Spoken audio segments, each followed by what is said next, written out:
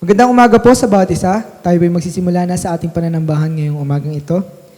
Inaanyahan ko po ang lahat na tumayo para sa pagbasa po ng ating salita. Turn your books sa Psalm chapter 9 verses 1 to 2. I will give thanks to the Lord with my whole heart. I will recount all of your wonderful deeds. I will be glad and exult in you. I will sing praise to your name, O Most High. Tayo pong lahat ay manalangin. Panginoong Diyos na dakila sa lahat, Lord, maraming salamat, Panginoon, sa umagang ito na pikod po sa bawat isa.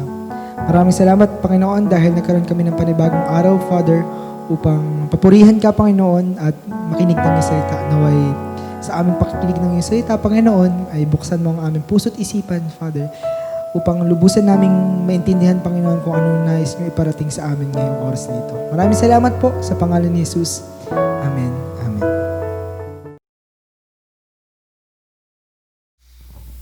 Magandang umaga po sa bawat isa. Tunay po na pagpapala na tayo po ay magkakasama ngayong umagang ito. Tayo po ay patuloy na sumamba sa ating Panginoon. Tayo po ay umawit ng mga aawitin na ang puso po natin ang umaawit at hindi po ang ating mga labi. Hallelujah. Let's praise the Lord. Truly He is good.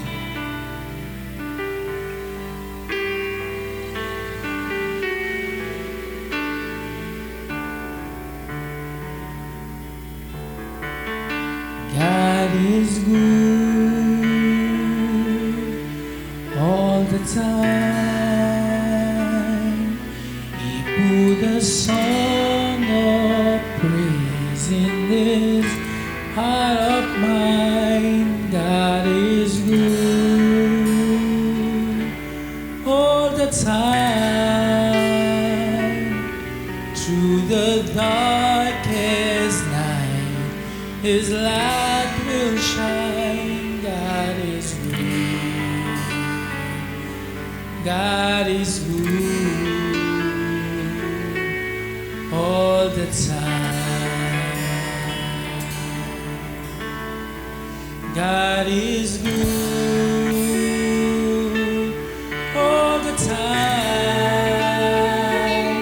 He put the song of praise in this heart of mine. God is good all the time. Through the darkest night, His light will shine. God is good. God is good all the time. Come on! God is good all the time. He put a song of praise in this heart of mine. God is good all the time. Through the darkest night, His light will shine. God is good.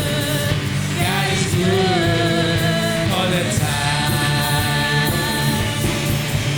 If you're walking through the valley, there are shadows all around. Do not fear, He will guide you. He will keep you safe and sound. He has promised never leave you, nor forsake you. And His word is good. God is good all the time. Put a song of praise in His heart of mine. God is good all the time. Through the darkest night, His light will shine. God is good. God is good all the time. We were sinners. We were sinners, so unworthy. Still for us He chose to die. Fill us with His Holy Spirit. Now we can stand and testify that His love is everlasting and His mercy, they will never end. God is good all the time. Through the song of praise in His heart of mine. God is good all the time. Through the darkest night, His light will shine. God is good.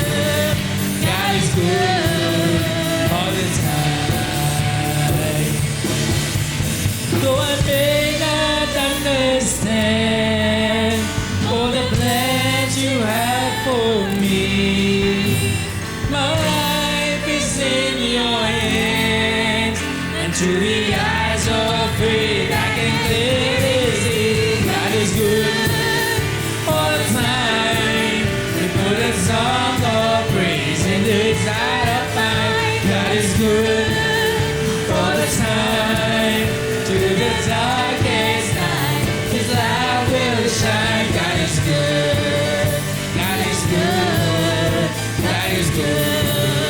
God is good. God is good. He is good all the time.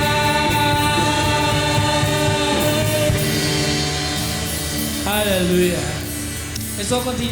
Let's continue to worship our Lord and our King.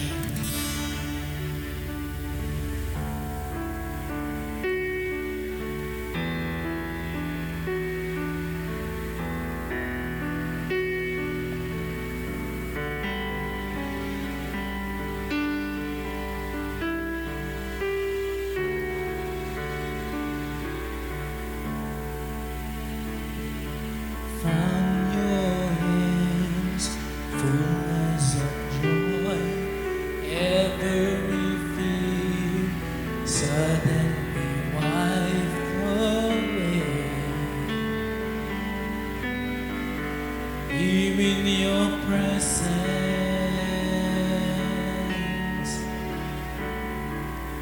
all of my days now fade away. Every crown no longer on display. Here in your presence,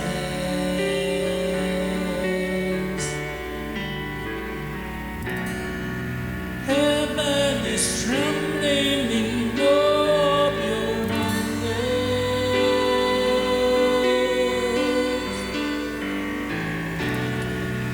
Kings and the kingdoms are standing amazed. Here in your presence, we are undone.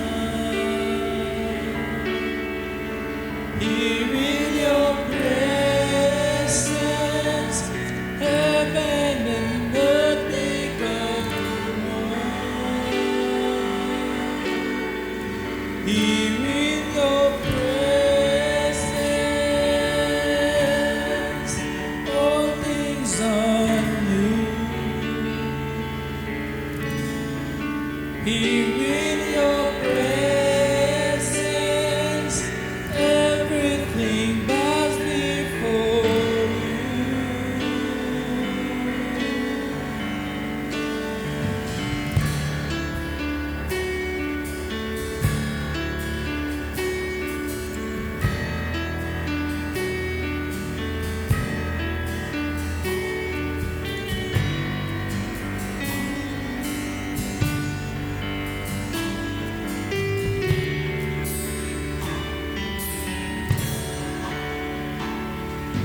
Found in your hands, fullness of joy, every fear suddenly wiped away.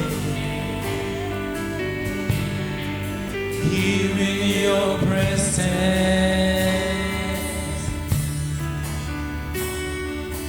all of my gains now fade away.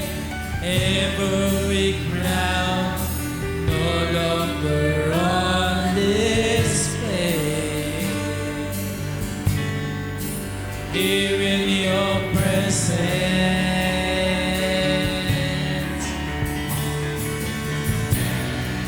heaven is trembling in all of your wonders.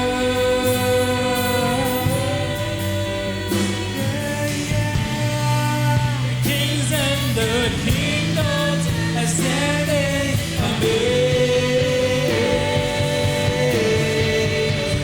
With your presence, we are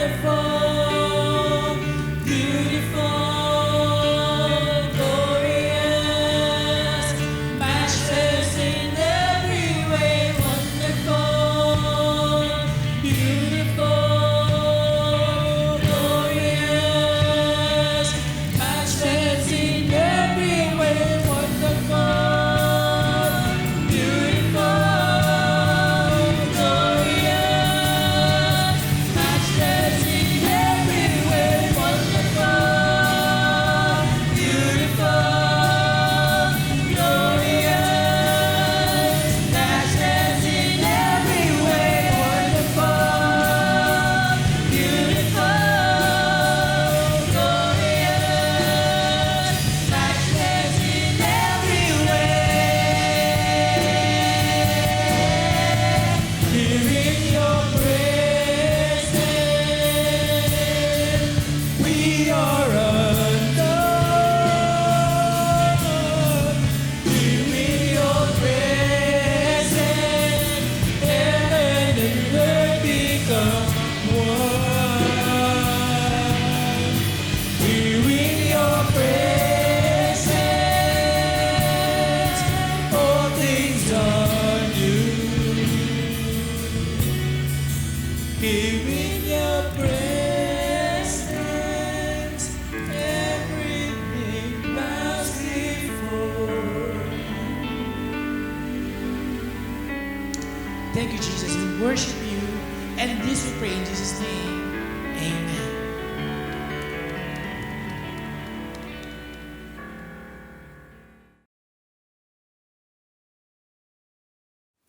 Isa pong mapagpalang araw sa ating lahat. Ako po ay nagpapasalamat sa Panginoon sa panibagong pagkakataon na makapagbahagi ng kanyang salita sa ating lahat sa umagang ito. Bago po ako magpatuloy sa aking mensahe, gusto ko lang pong i-emphasize muli na next week po ay available na po ang ating pong physical gathering. So, yung po mga nais na makibahagi sa ating physical gathering sa ating pananambahan, meron po tayong pananambahan sa oras na alas 8 ng umaga.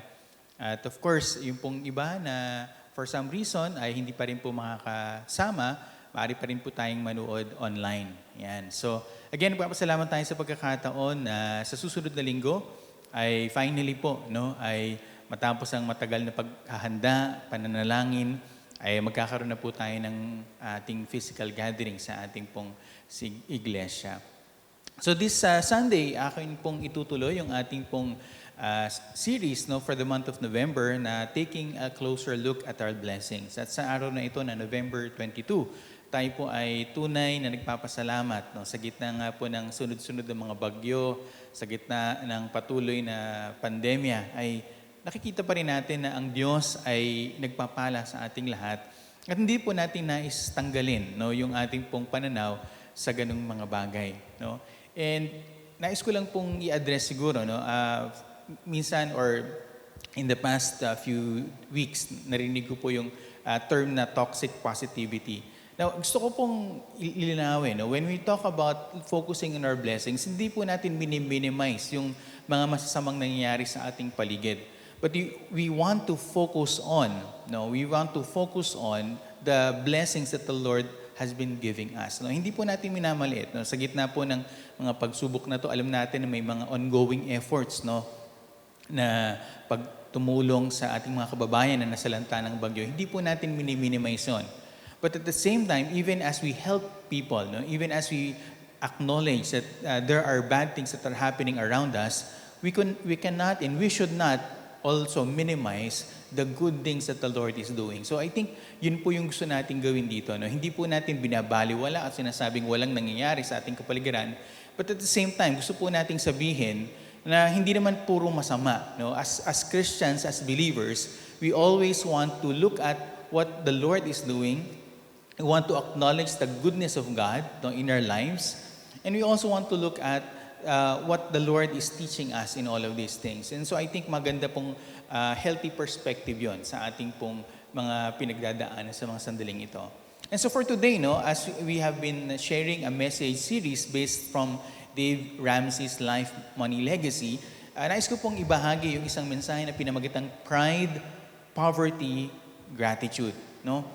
sabihin po nating kayabangan, no? Pagkahirap at pagpapasalamat. So yun po yung gusto ko pong ibahagi sa umagang ito. And of course, I'd like to share this message at the same time, even if we're taking this series from another church, no, we would like to share what it means for us as a congregation.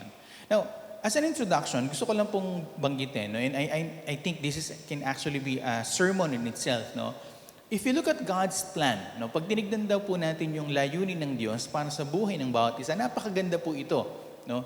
And I'd like to take some time, no, to study this further sa ating Bible study sa darating na Sabado. But as an introduction, gusto ko lang pong basahing mabilis, no? What would happen if we actually followed the biblical principles that the Lord laid down in His Word, no? And applied it into our lives, especially in our finances, no? If you look at Romans 13:8, no, makikita po natin doon yung prinsipyo na mahalaga po na ang bawat isa ay hindi manatili sa pagkakautang, no? We get out of debt. In Luke 14, verse 28 to 30, makikita po natin yung kahalagahan ng pagpaplano o pagkakaroon ng isang budget. In Ecclesiastes chapter 5, verse 11, makikita po natin yung kahalagahan ng pagiging kontento. Or in other words, living on less than you make. No? Kumbaga kung magkano yung kinikita mo, gumagastos ka dapat ng hindi lalagpas doon. In Proverbs 6, verse 6 to 8, makikita naman natin yung kahalagahan ng pag-iimpok. And in 2 Corinthians 9, verse 6, makikita natin yung kahalagahan ng pagbibigay. Now, if you are able to follow all of these things, you know what will be the result of that?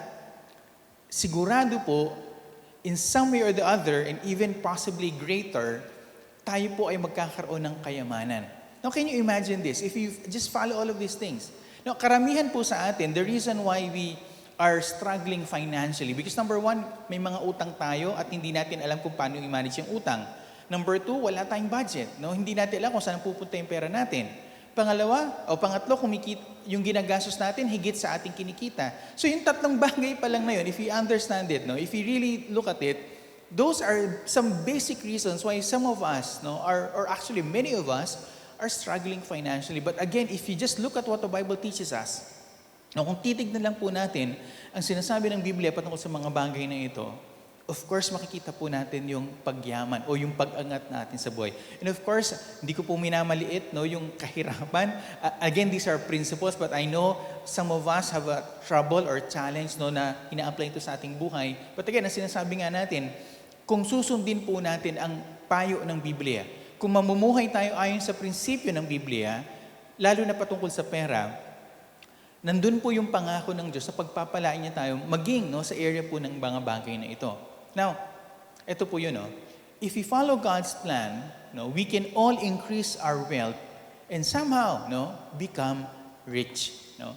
And of course, ang isipin ng tao, so pag tayo ba yumaman, ay magiging masaya na ba tayo at magiging masaya ba ang mga tao sa ating paligid? Well, unfortunately, hindi po yun. No? If, for example, no, ikaw ay isang mabuting Kristiyano at sinunod mo lahat ng prinsipyo ng Bible patungkol sa kayamanan o sa pera, at ikaw ay yayaman, no? Automatically, magiging masaya ba ang mga tao para sa'yo? Well, unfortunately, hindi. Bakit? Kasi hanggang ngayon, may mga tao pa rin na naniniwala na ang pagiging mayaman ay masama. No? And let me just give you this this idea about itong pagiging mayaman na pagiging masama o pagiging mali, no?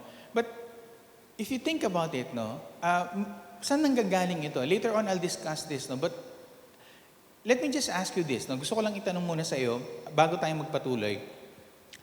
Sa sandaling ito, pag tinanong kita, mahirap ka ba o mayaman? Anong sasagot mo? Sa tingin mo, honest lang, no? Mahirap ka ba o mayaman? Siguro maraming magsasabi, hindi naman ako mayaman, no? Pero sakto lang. Pero ilan talaga sa atin magsasabi na, alam mo, sa tingin ko, mahirap ako. Now, gusto kong kunin yung konsepto lang yun ng mahirap at gusto kong tignan ito sa perspektibo ng mundo. Okay? What does the world tell us about what poverty is? Now, kung pupunta po kayo sa website ng Compassion, no, isa po sila dun sa mga Christian organizations na may tinatawag tayong concept ng child sponsorship, katulad po ng World Vision, makikita po natin, ito po yung sabi nila, global poverty, o yung concept ng poverty, is defined as the number of people worldwide who live on less than $1.90 a day. No? At magkano yun? Pag kinumpute po natin yun sa conversion ngayon, chinek ko, alam niyo po ba na ang presyo ng isang dolyar ngayon kumpara sa conversion po sa pesos is around 48.28. No? Depende kung sa kayo kung money changer pupunta. No? But yun po yun, no? $1 is equivalent to around 48 pesos sa ngayon. Now, what does $1.90 per day translate? No, that's basically 91 pesos sa isang araw. Sabihin natin, sarado na natin 100. So, ang sabi ng mundo, ang sabi ng standards ng mundo natin ngayon, na pag ikaw ay kumikita, no, ng less than 100 pesos, ikaw ay mahirap. So pag lumalampas na yung kita mo doon, somehow, hindi ka na mahirap. Now, ilan sa inyo dito, kung aamin lang kayo, lampas ng 100 pesos ang kinikita nyo pag sinumatotal sa isang araw. No? Okay. Baka mag-react kayo, no? Tignan natin to. Ang sabi niya, dinagdag pa ganito, a person surviving on less than $1.90 a day lives in extreme poverty as defined by the World Bank. No? Now, tignan niyo po yung statistics. According to them, no, there are 736 million people sa buong mundo. No? Out of the many billions, there's almost 1 billion who are living in extreme poverty. Can you imagine that? Ganong kadaming mga tao, basically sabi dito, 1 out of 10 people on the planet. Hindi po sa Pilipinas to. We're talking about the whole planet. Sa buong mundo, currently live below this poverty threshold. No? Sabi doon, at kung titignan natin, yung mga bata, no? Yung mga highly vulnerable segment of our society, account for more than half of the world's poorest citizens. Yan po yung reality sa panahon natin ngayon. No, pumunta ako sa United Nations website, ito pa po ibang mga facts nila about poverty. Sabi doon, for them, no, in 2015, 736 million people lived below the international poverty line, na yun nga, $1.90. Bukod doon, in 2018, no, just 2 years ago, almost 8% of the world's workers and families lived on that, no? Lived on less than $1.90 per day. Or sabihin natin less than 100 pesos. Sa ano to, sa buong mundo ito, no? Na ang reality, dalawang region daw yung pinaka-affected.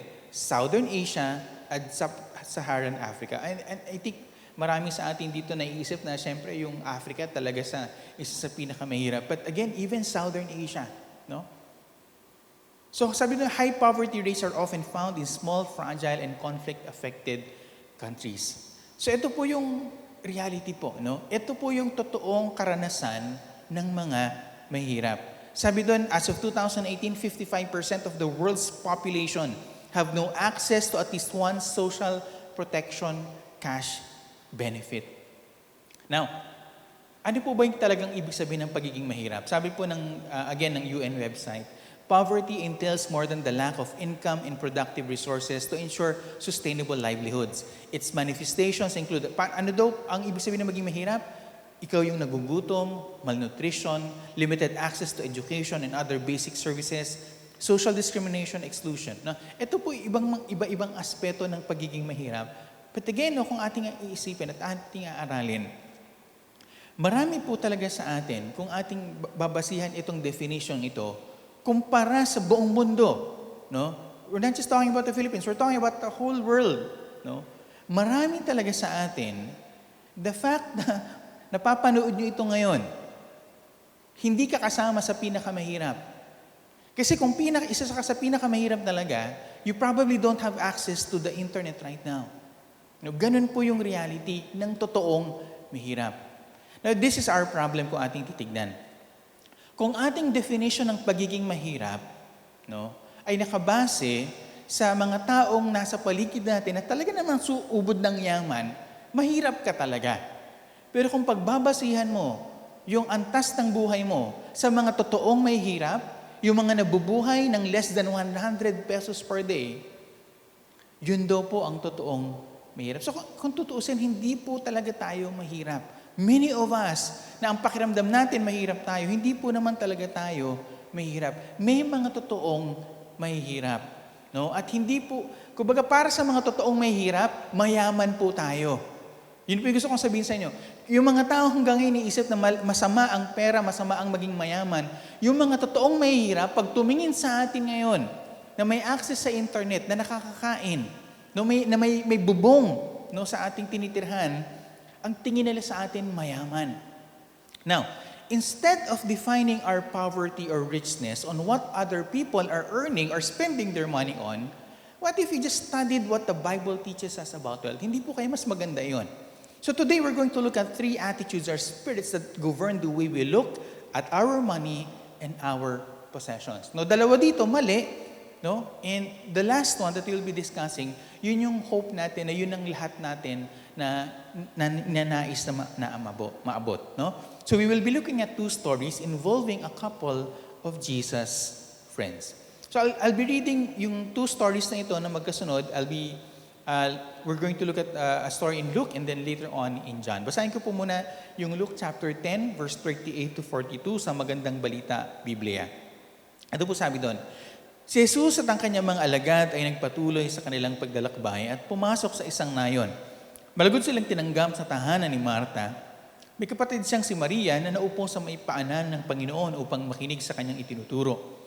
Si Marta naman ay ibalang-abala sa paghahanda, kaya lumapit sa kay Jesus at nagsabi, Panginoon, baliwala po ba sa inyo na pinababayaan ako ng kapatid kong maghanda ng nag-iisa? Sabihan nga po niyo siyang tulungan naman ako. Ngunit sinabi ng Panginoon sa kanya, Marta, Marta, nababalisa ka at abalang-abala sa maraming bagay.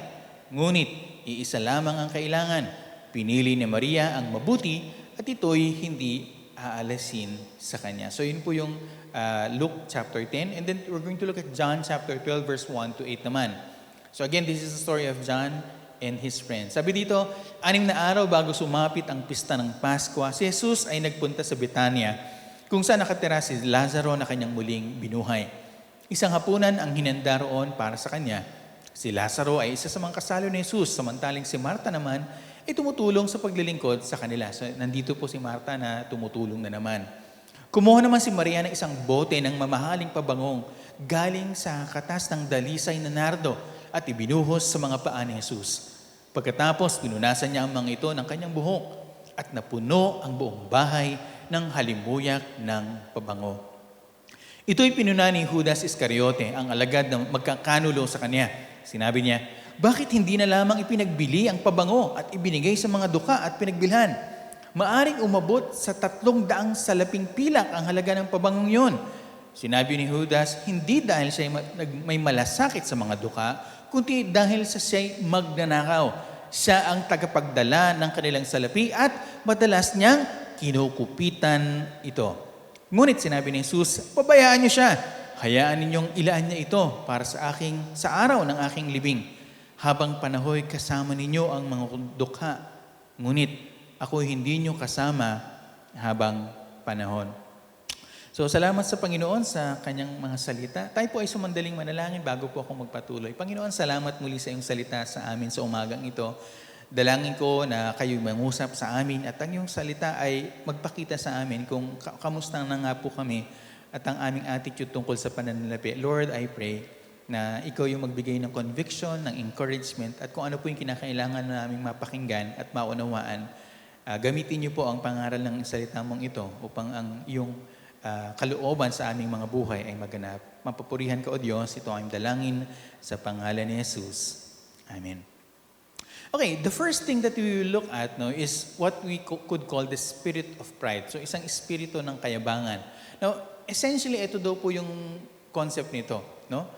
Ito yung kaisipan na naniniwala na ang kayamanan ay nanggagaling sa, sabihin natin, sa trabaho o sa pagtatrabaho o pagiging hardworking. No? Yung masipag ka sa pagtatrabaho,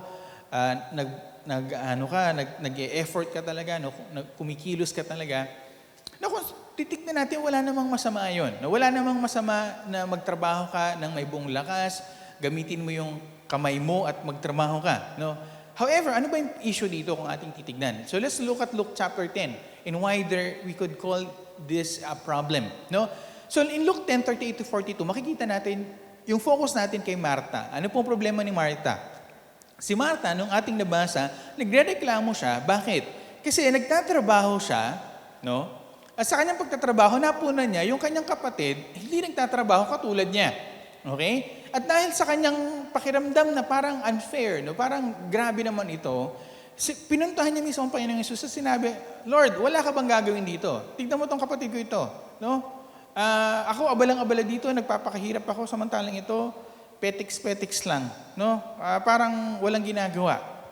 Now, again, sabi natin, the spirit of pride says that wealth comes from hard work. Kaya ako yumaman kasi pinaghirapan ko ito. No? At sa isang banda, ito ay espiritu na nagmumula kay Martha. No? Siya po ay abalang-abala sa pagtatrabaho sa bahay, samantalang ang Panginoong Hesus ay nagtuturo. No? Na parang pag tinanag mo yung bilang isang Kristiyano, ano bang mas mahalaga, no? Sa isang banda, na kung nakikita mo na nagtuturo ang Panginoong Hesus, hindi mo lang napapakinggan ang sinasabi niya, ininterrupt mo pa yung kanyang pagtuturo para lang ipakita kung gaano ka kasipag, no? Ito po yung problema dito, no? Ang sabi dito, it's all about her and what she has done or what she is doing, no? And some of us somehow, if we are honest about it, parang katulad tayo ni Martha, no? Ang tawag dito, performance-based. Masyado nating pinapahalaga ng ating sarili kasi sa ating kasipagan, sa ating contribution.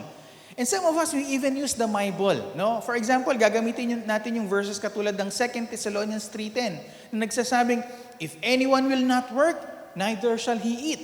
Or Proverbs 10:4, sabi doon, the hand of the diligent makes rich.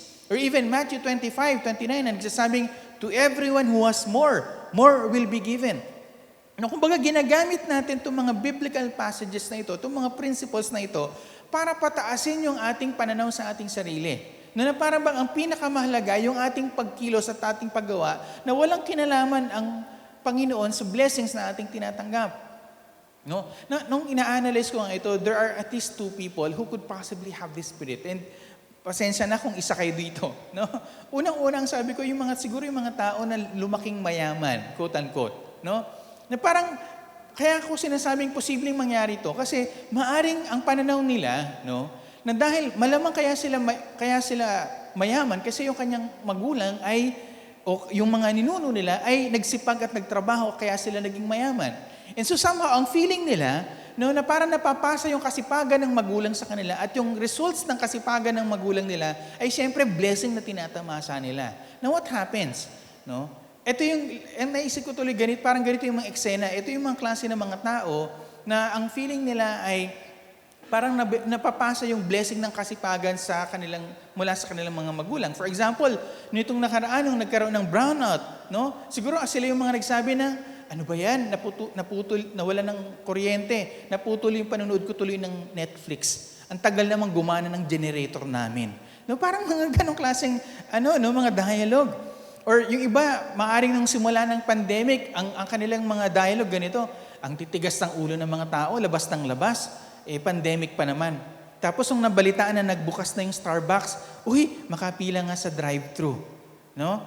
Parang, kumbaga, may mga ganong klaseng kung sabi nga dito sa iba, parang ang konsepto dito ay hindi nila nakikita na kaya sila nakakapagbitaw ng ganong mga salita ay hindi dahil, kumbaga, mahirap yung mga tao at walang ginagawa, kundi, kumbaga, may kalayaan kang gawin yan kasi nga mayaman ka.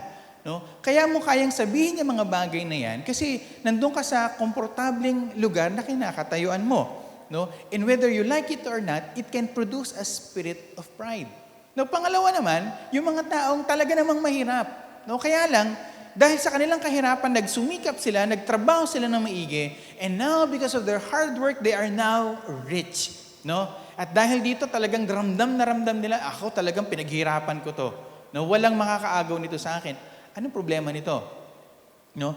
Ang pakiramdaman ngayon nila, dahil sila yung nagtrabaho, at talagang feeling nila, deserving sila nito, para bang walang ginawa ang Diyos para tulungan sila, para magbigay ng kalakasan sa kanilang pagtatrabaho. No? Dito ka ngayon siguro makakarinig ng mga pananalita na katulad na, kasi tamad kayo. No? Na para bang ang mga tao ay mahirap lang dahil tamad lang sila. O yung makakarinig ka ng mga statements na, may work from home option naman. Bakit kayo labas ng labas? No? So pag tinignan po natin ito po yung mga, pag inanalyze natin, no, whether we like it or not, baka ang ating pong mga pananalita ay lumalabas talaga yung kaisipan na may kayabangan sa ating kaisipan, sa ating puso, sa ating espiritu, dahil ang tingin natin, ang kayamanan ay pinaghirapan natin o pinaghirapan ng ating mga magulang. At ang problema doon ay hindi mo nire-recognize kung ano ang ginawa ng Diyos para sa iyo at para sa mga magulang mo. Again, sabi kay si Martha, ang sabi niya doon, Panginoon, baliwala po ba sa inyo na pinababayaan ako ng kapatid kong maghanda ng nag-iisa?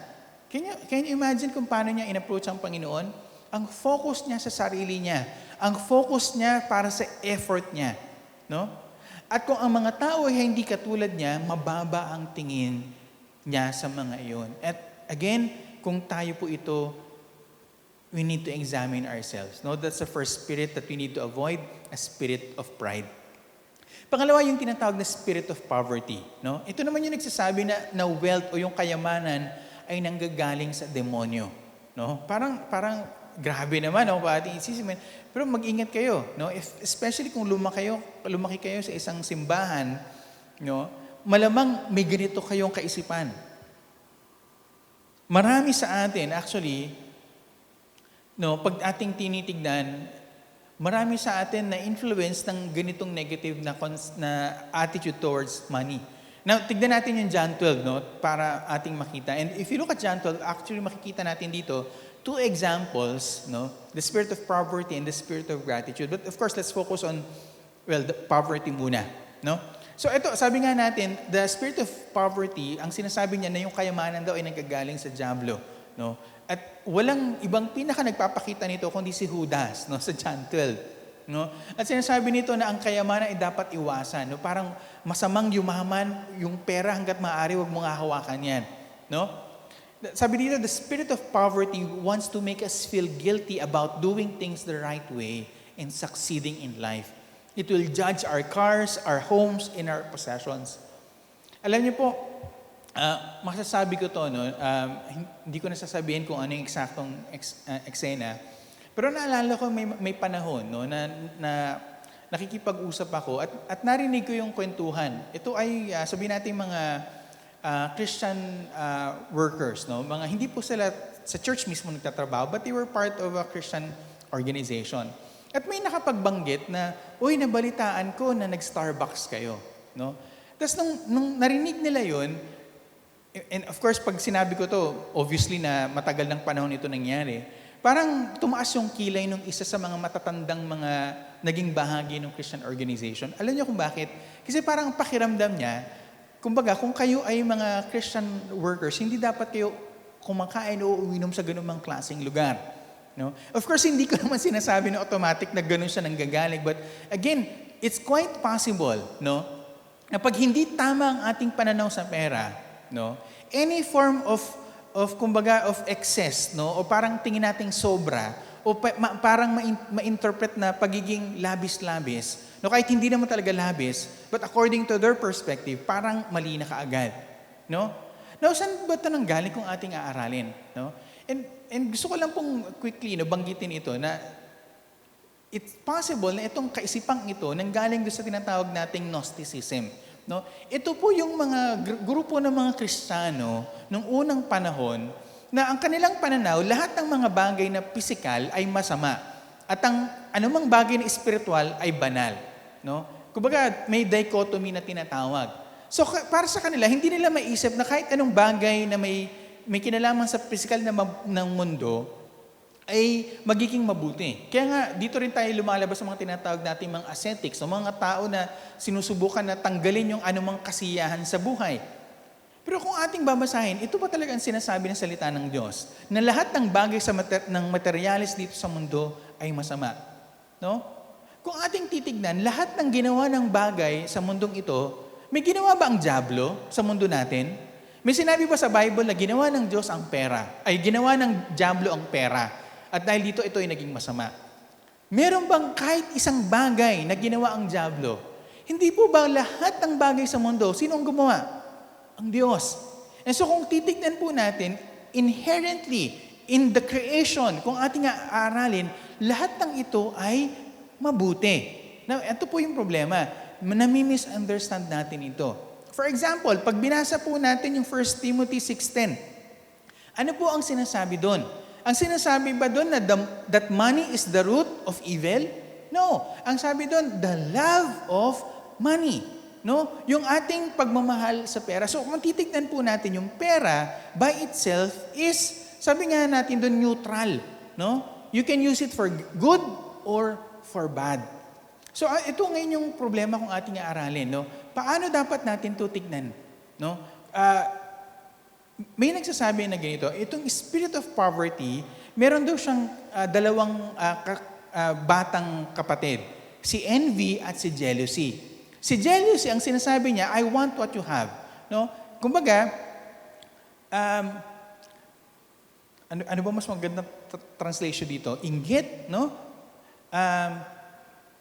Selos, okay. Nagsiselos ka kasi kung ano yung meron siya, gusto mong meron ka din. Pero yung envy daw, kung ating aralin, ito ang sinasabi niya, I don't think I can get what you have, so I don't want you to have it either. So kung sabi niya, sa tingin ko, hindi ko makukuha yung meron ka, so yung kung meron kang tinatamasa ngayon, hindi ko yung makukuha, pero so sana wala ka na rin nun. No? Kumbaga naiinggit ka at gusto mo mawala na rin sa kanya yun. No? Parang ganun. Now, all of these things kung ating isipin, no? Meron kang bang inggit sa iyong puso ngayon? May pagsiselos ka ba? Lalo na sa kayamanan ng kapwa mo, then you probably have a spirit of poverty. At ingatan po natin to. Now, another thing that I would like to discuss before I finish this part is yung tinatawag nating understanding the difference between fair and equal. Ano po ang ibig sabihin nito? Marami sa atin kasi, ang gusto natin patay. Pantay-pantay o patas tayo o fairness, no? We want things to be fair. Pero ang tanong, ang buhay ba ay fair? Is life fair? No? The truth is, hindi po ito fair. No?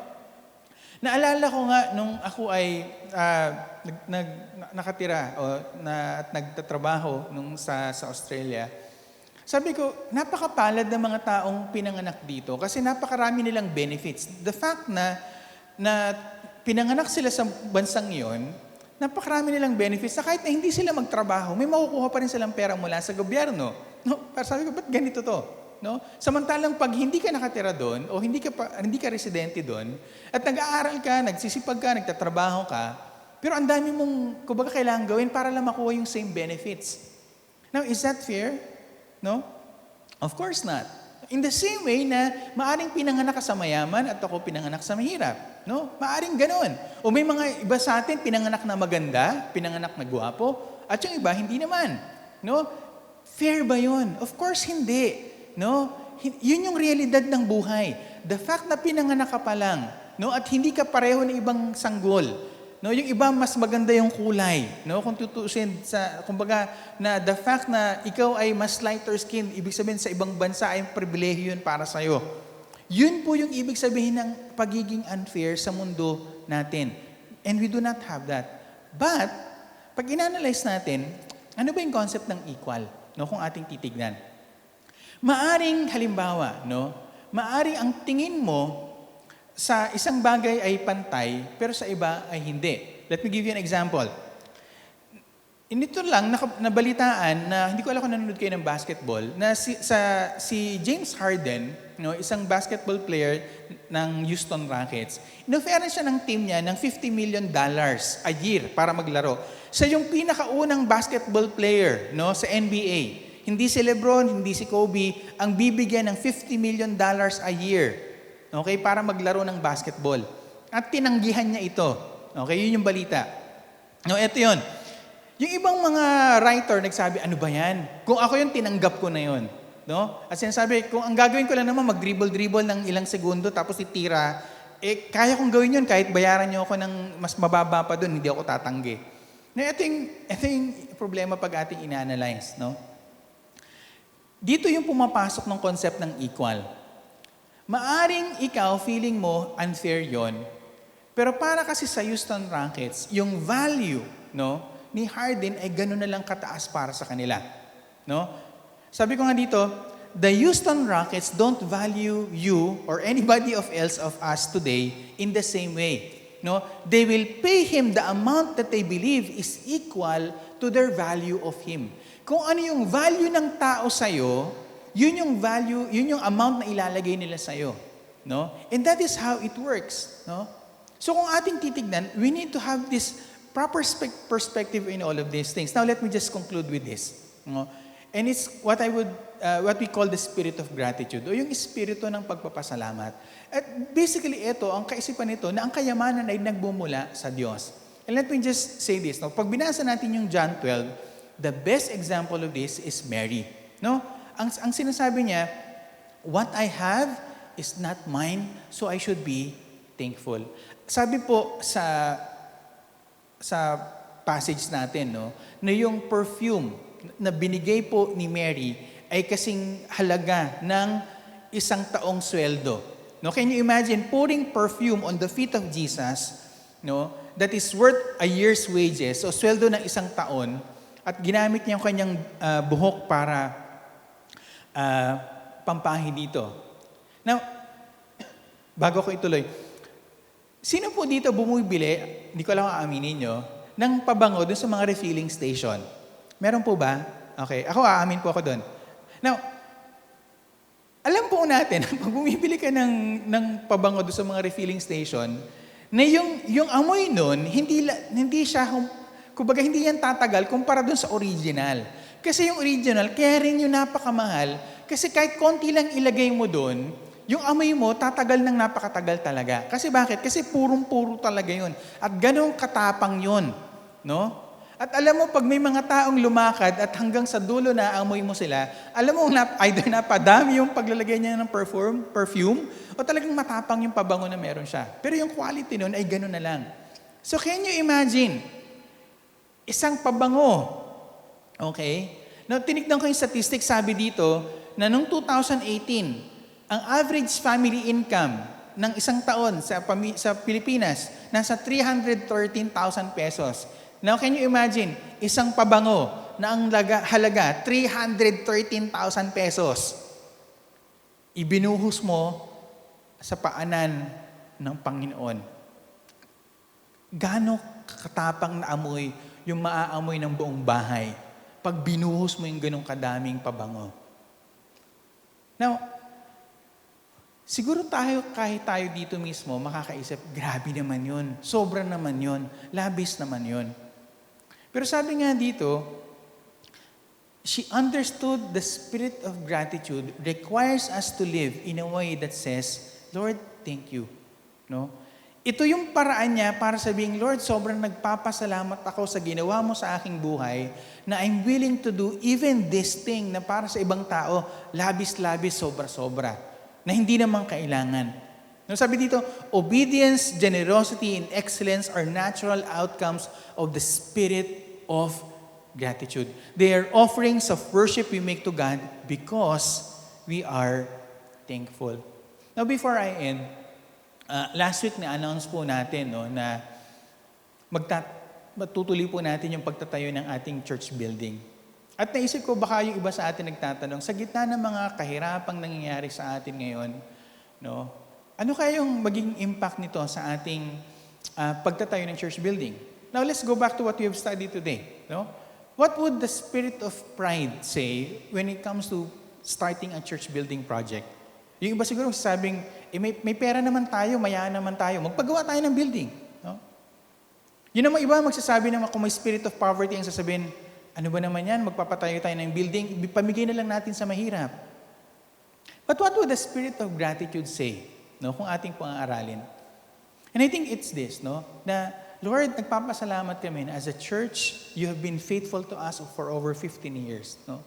Na sa dami ng pinagdaanan namin, magkakasama kami. At gusto naming mag-alay sa iyo ng isang gusali, no, na alam namin na makapagbibigay ng kapurihan sa iyo at makakapag-minister sa mas marami pang tao.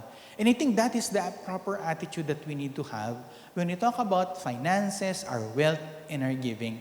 So let me just conclude with this, no? Meron po tayong 3 espiritong pwedeng pagpilian. Espiritu ng kayabangan, espiritu ng kahirapan, o espiritu ng pagpapasalamat. Pwede tayong maging Marta, pwede tayong maging Judas, o pwede tayong maging Maria. No? Pwede nating isipin na yung ating kayamanan ay nagmumula lang sa ating kasipagan, sa ating pagtatrabaho, maging sa sipag ng ating magulang. Maaari din nating isipin na ang pera ay masama at dapat nating iwasan. At pwede nating masamang isipin na ang kahit anong kayamanan o itsura ng kayamanan ay masama. Pero ito nga ay nagko-contradict sa tinuturo ng Biblia. At makikita natin na maraming mayayamang tao ang ginamit ng Diyos, no? Para pagpalain hindi lang kanyang bayan, kundi ang buong mundo. Ano po yung ating layunin? Ang layunin natin maging katulad tayo ni Maria. Mabumuhay tayo ng isang buhay na nagpapakita na tayo, talagang nagpapasalamat tayo sa Diyos, sa kanyang kabutihan, sa kanyang ginagawa para sa atin. Ang ating layunin, ang ating mitiin, ay makita ang kayamanan, ang pera, ang salapi, na isang bagay na ibinibigay ng Diyos sa atin upang alagaan, upang linangin, upang pagyamanin, at lahat ng ito para sa kanyang kapurihan. Tayo po'y manalangin. Lord, salamat po sa iyong salita sa amin sa umagang ito. Totoo po na laking hamon sa amin patuloy kung paano po namin hinahawakan, Panginoon, ang kayamanan na iyong binigay sa amin. Lord, sa umagang ito, hindi ko po alam kung saan nanggagaling ang aking mga kapatid, kung sila po ay nakaranas po ng kahirapan sa kanilang buhay at dahil doon ay hindi nila makita kung ano po yung maaring kabutihan ng kayamanan o di kaya hindi nila makita na maaring maging mayaman sila at ito ay yung maging kalooban para sa kanila. Maaring may iba naman po sa amin na dahil sa kanilang kasipagan at sa kanila pong kayamanan ay hindi na po nila nakita na nagkukos na po ito ng pride para sa kanila. Lord, kung nasaan naman kami sa lahat ng ito, Lord, ibalik niyo kami sa espiritu ng pagpapasalamat. Ibalik mo kami sa attitude of thanksgiving, Lord God. Na kung kami man ay pinagpala mo sa araw na ito, kung kami man ay pinagyaman mo, Panginoon, sa araw na ito, hindi lang ito dahil sa aming kasipagan at sa aming pagtatrabaho, kundi dahil sa iyong kabutihan, sa iyong kalakasan, sa iyong karunungan na ipinagkakaloob sa amin. Hindi po namin nais kunin, Lord, ang lahat ng blessings na ito at sabihin na ito ay dahil sa aming kalakasan lamang. Help us, O God, to have a right attitude toward our wealth and toward, Lord, ito pong sa pera, Panginoon.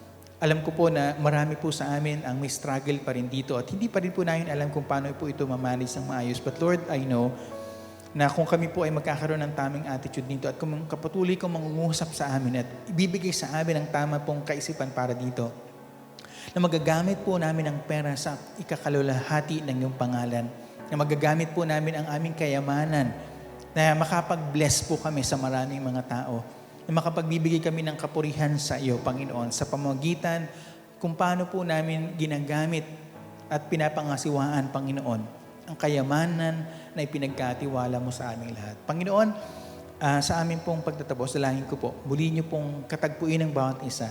Again, sa gitna po ng pagsubok, sa gitna ng pandemya, sa gitna ng mga bagyong dumaan, patuloy niyong ipakita ang iyong kasapatan sa bawat isa sa amin. Kung meron man nga kami sa mga sandaling ito, na may mga matinding pinansal na mga pangailangan, Lord, inilalapit ko sila sa inyo.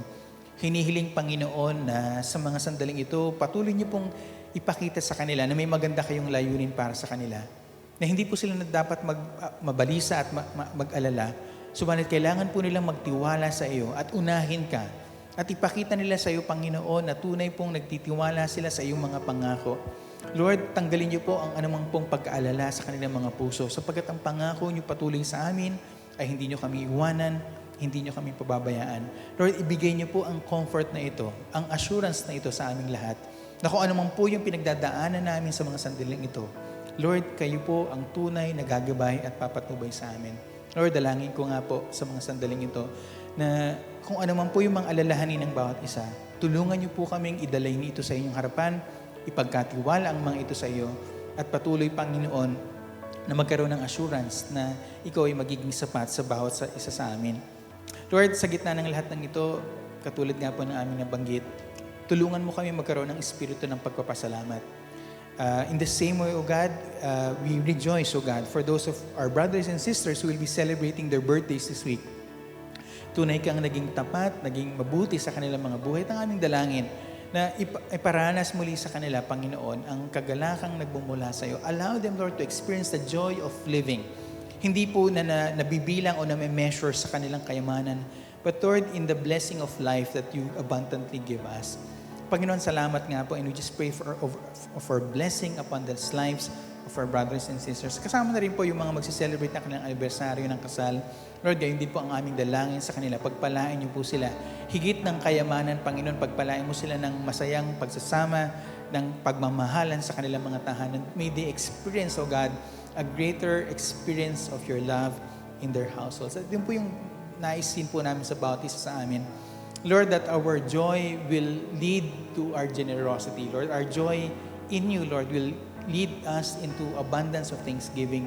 Panginoon, tunay po na sa buhay na ito ay maraming dahilan para mawalan kami ng pag-asa, mawalan kami ng kasiyahan, mawalan kami, Panginoon, ng positive na outlook, Lord. But again, pag bumabalik kami sa iyong salita, pag bumabalik kami sa iyong mga pangako, napapalakas kami, nabibigyan kami ng kakayahan, Panginoon, para tumingin sa kung ano po yung itinuturo mo para sa aming lahat. Lord, I pray right now na katagpuin niyo kami kung ano man po yung naisin ng aming mga puso, O Diyos, nawa po ay ipakita mo na ang iyong kalooban ay palaging mas mainam para sa amin.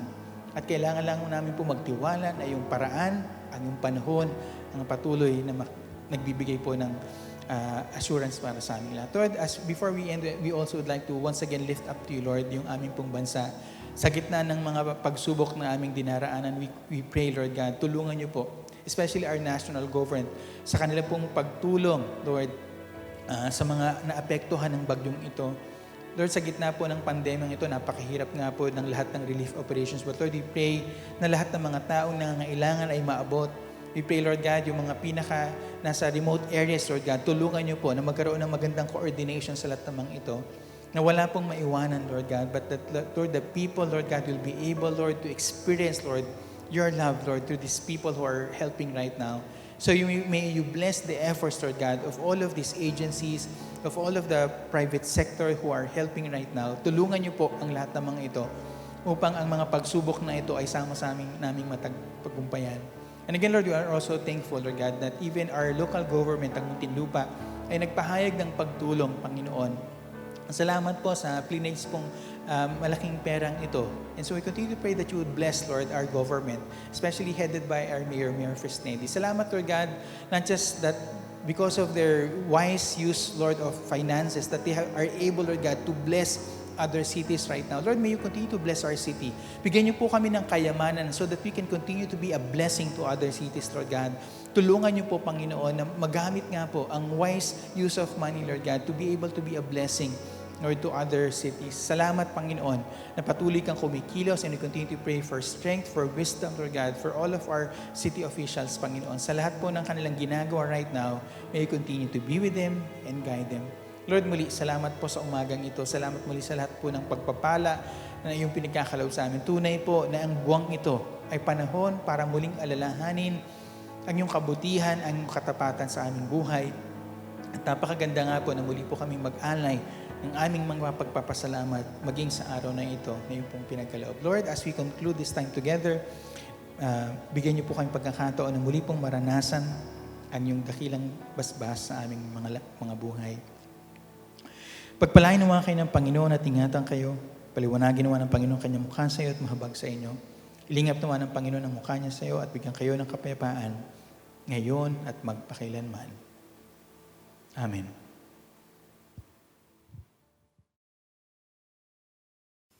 Ngayon naman po ay dadako tayo sa paglikom ng ating ikaputhandog. May ipaalala po sa Leviticus 27 verse 13.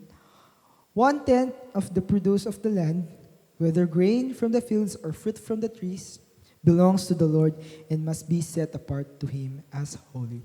Sa ating po pagbibigay ng ating mga ikaputhandog, makikita po niyo po sa ating screen ng ating mga pwede pong pag-transferan po ng ating mga ikaputhandog. Pwede rin po kayo dumaan po dito sa ating office, sa ating church. Welcome po kayo na i-drop po ang inyong mga tithes and offering.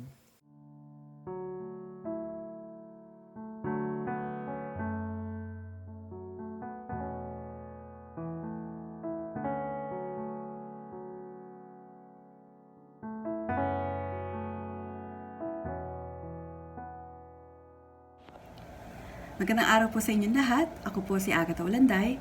Nagpapasalamat po ako sa ating Pastor Teddy at mga elders sa pagkakataon na maka-attend ng Class 101. Kagaya po ng karamihan sa atin ay lumaki din ako sa isang pamilya ng mga protestante, but my conversion to the faith happened a little more than 2 years ago.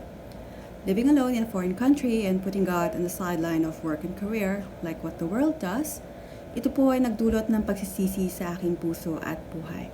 Ang Panginoon po ay tunay na matapat kahit sa mga anak na panandaliang nakalimot sa Kanya, katulad ng inyong lingkod.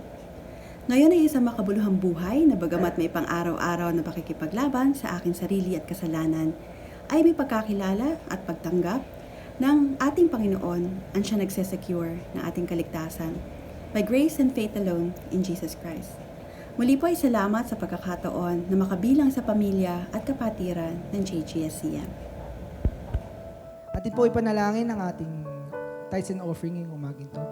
Panginoon Diyos, dakila sa lahat, Lord. Maraming salamat, Panginoon, sa umaging to na pinag po sa bawat isa. Maraming salamat, Panginoon, sa biyaya na pinagkakalob niyo sa amin araw-araw, Panginoon. Naway itong tithes and offering, Panginoon, na inaalay namin para sa iyo ay magamit sa ikalalagoy na iglesia, Panginoon. At naway pagpalain niyo, Panginoon, ang bawat isang nanonood ngayon sa ating Sunday service, Father. Maraming salamat po sa pangalan ni Jesus.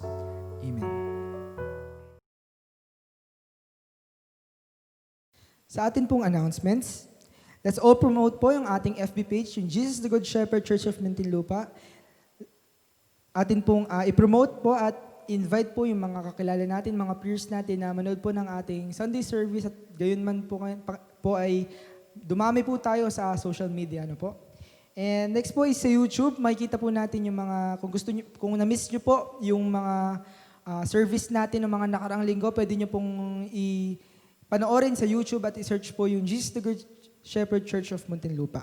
And also, let's support po yung ating weekly prayer meeting na pinapangunahan po ng ating mga pastor. Supportahan po natin. Meron po tayong FB page and FB group. PM niyo po si Pastor Teddy kung gusto niyo pong mapabilong po dun sa ating FB group. And also, idagdag ko po dyan yung Bible study na ginaganap po every week. So, I encourage po everyone to join our Bible study. Ngayon naman po ay batiin natin yung mga nagdiriwang ng kanilang kaarawan ngayong linggong ito. Happy birthday po! Happy birthday to you. Happy birthday to you. Happy birthday, happy birthday, happy birthday to you. Happy birthday to you.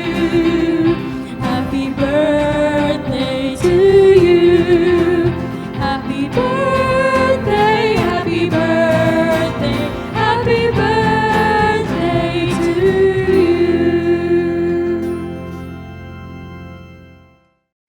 Yun din po, batiin po natin nagdiriwang ng kanilang wedding anniversaries this week. Happy anniversary po.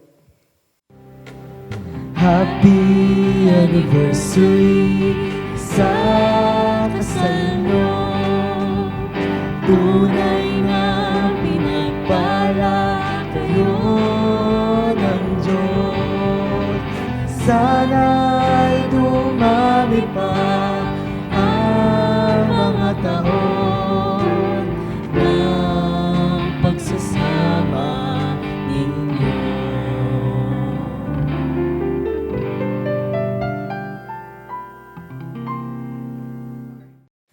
Diyan po nagtatapos ang ating pananambahan ngayong umaga ito. God bless us all.